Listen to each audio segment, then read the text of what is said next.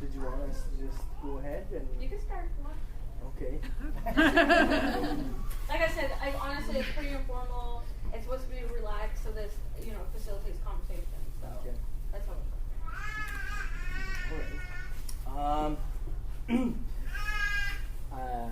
So let's start, I guess. So, defining nation to nation. I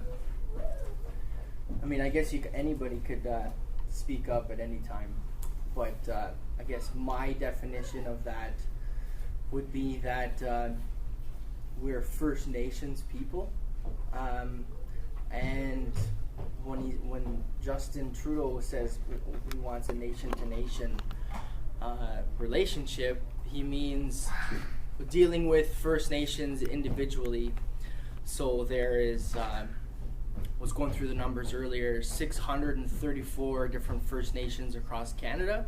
So that would be having to deal with each one of these nations individually, which can cause a little bit of setback as far as getting things done, just because there are different ways that each reserve goes about doing their business, and it could, and especially neighboring communities, one could have approval for a project to have an expansion on the highway, whereas the neighboring community maybe doesn't want that, and that could cause some tension between the communities, and you have family in your neighboring communities sometimes, so that there's a bit of a clinch there as far as getting things done. I think a way to improve that, there's this whole the Algonquins of Ontario and the Algonquins of Quebec. That's just one primary example of where you have a division of an invisible line between the provinces, where the Algonquins of Ontario have one say about something and the Algonquins of Quebec have another say. One of the projects that's happening right now in Ottawa is they're trying to develop a condominium on Victoria Island. This is the ZB project, and the main contributor and the main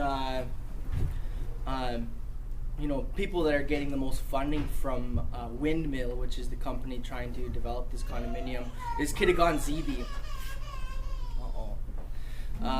Kitigan ZB, they're like a couple hours north of Ottawa in Quebec, and they're the main community that's really approving this condominium project, and you're getting backlash from all of the other Algonquins of Quebec communities saying that they don't want this condominium to be in the Ottawa region, and you really need consensus from all of the communities before you can go ahead with the project.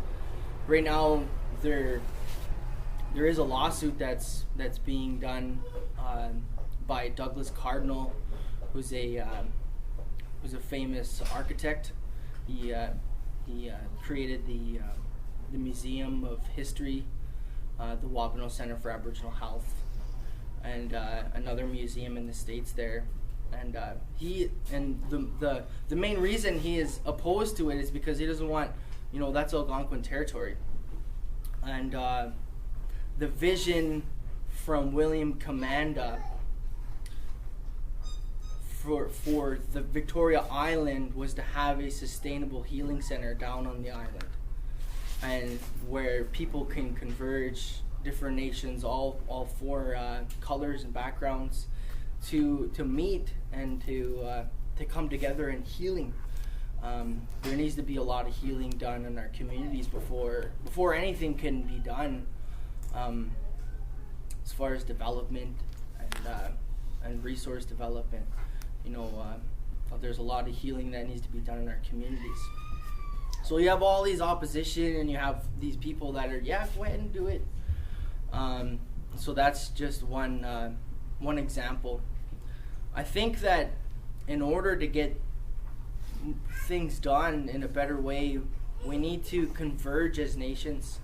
The Algonquins, on both sides of the border, being able to not be separated by the provinces, not to be separated by the Ottawa River, and to be able to talk with both sides and have consensus as to what would they like to happen on Victoria Island. And that could go the same with all the other nations across Canada.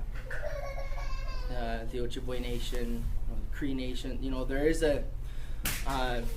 There's the James Bay Cree of Northern Ontario, and then there's the James Bay Cree and the Bay James Cree on the Quebec side. That have a bit of there's just the division, the unneeded division between borders and establishment that creates tension between communities that doesn't need to be there. And I think one of the worst things that we do to ourselves is we bring each other down. Crabs in the bucket.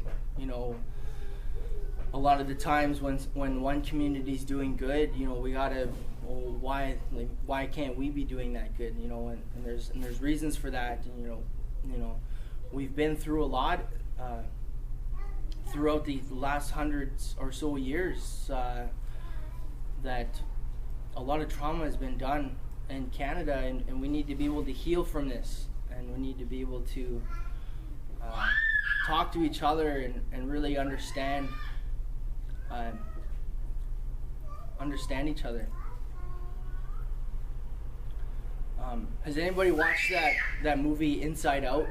It's a cartoon. I have a baby, so I have to watch it all the time.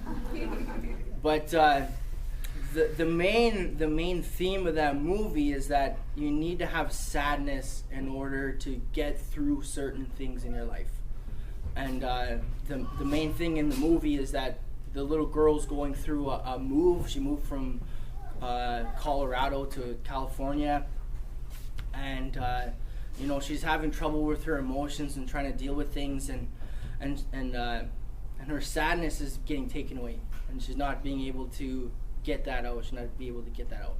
And I feel that's what happens a lot in First Nations communities, is we're not able to let go of our emotions. We're not able to just get a good cry out.